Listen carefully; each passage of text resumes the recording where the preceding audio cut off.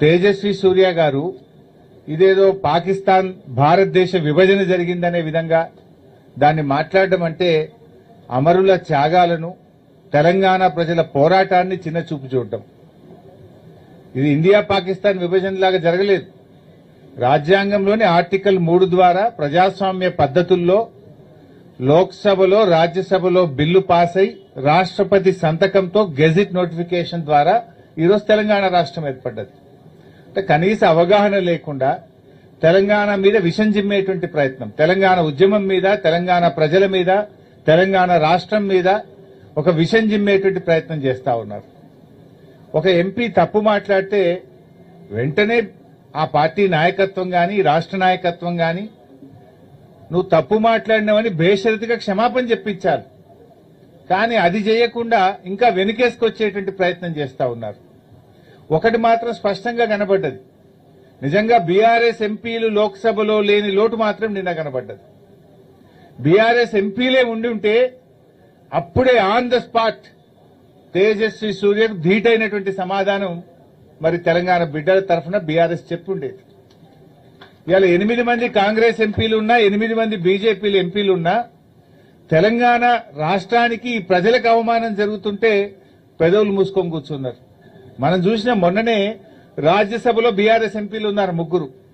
Kaleshwaram project మీద కేంద్ర మంత్రి జలవనరుల మంత్రి అడగోలుగా మాట్లాడింది. అవాకులు చెవాకులు పేలితే మన ఎంపీ సురేష్ రెడ్డి గారు, మన బీఆర్ఎస్ ఎంపీ వడ్డిరాజు రవిచంద్ర గారు ధీటైనటువంటి సమాధానం చెప్పింది. కేంద్ర మంత్రి నోరు మూపించేటువంటి విధంగా కాళేశ్వరం ప్రాజెక్టు తెలంగాణకు వరప్రదాయని, నువ్వు పిచ్చి పిచ్చి మాటలు అవగాహన లేకుండా మాట్లాడుతున్నావని అదే సభలో ఉన్న బీఆర్ఎస్ ఎంపీలు స్పీకర్ గారిని కలిసి ఒప్పించి టైం తీసుకొని రికార్డు సరిచేసిండ్రు. కేంద్ర మంత్రికి ధీటైన సమాధానం చెప్పిండ్రు. అదేమో ఒక ప్రాజెక్టుకు సంబంధించింది. ఇది యావత్ తెలంగాణ జాతిని అవమానపరిచే విధంగా, తెలంగాణ రాష్ట్ర ఏర్పాటు ప్రక్రియనే అవమానపరిచే విధంగా, తెలంగాణ 4 కోట్ల ప్రజలను ఆత్మగౌరవాన్ని దెబ్బతీసే విధంగా మాట్లాడితే 8 బీజేపీలు ఎంపీ, 8 కాంగ్రెస్ ఎంపీలుండి ఏం లాభం? ఎందుకు పెదవులు మూసుకున్నారు అని నేను అడుగుతా ఉన్నా. అంటే దిష్టి బొమ్మల్లాగా కూర్చున్నారు మీరు. అంటే మీకు తెలంగాణ బాధ్యత లేదా? నిజంగా రాజ్యసభలో బీఆర్ఎస్ ఎంపీలు ఉంటే తిప్పికొట్టిరు. ఇవాళ లోక్సభలో బీఆర్ఎస్ ఎంపీలే ఉండుంటే తేజస్వి సూర్యకు మూతి బగిలే విధంగా సమాధానం చెప్పుండేవాళ్ళు.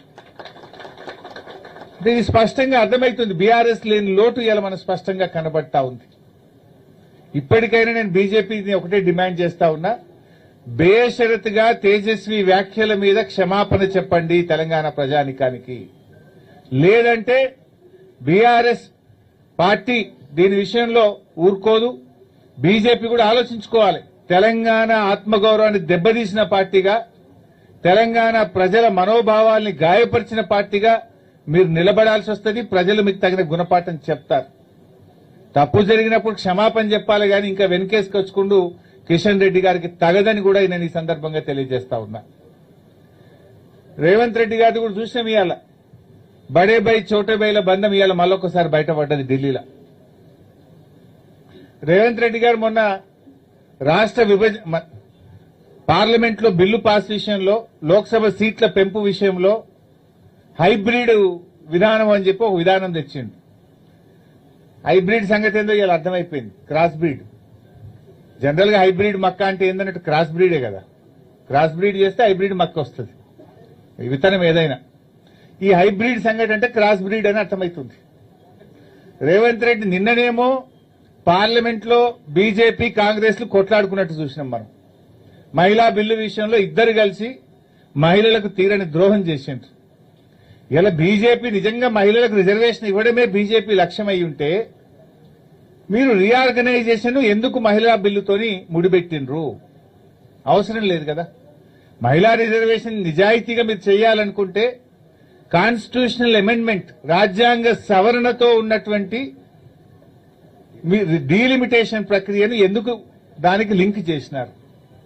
మీకు తెలుసు, మీకు 2/3 మెజార్టీ లేదని బీజేపీకి తెలుసు. మరి డీలిమిటేషన్ బిల్లు పాస్ కావాలంటే 2/3 మెజారిటీ ఉంటేనే పార్లమెంట్ లో బిల్లు పాస్ అవుతుంది. లోక్సభలో బీజేపీకి 2/3 మెజారిటీ లేదని బీజేపీకి స్పష్టంగా తెలుసు. 2/3 కావలసినటువంటి ఆల్మోస్ట్ 60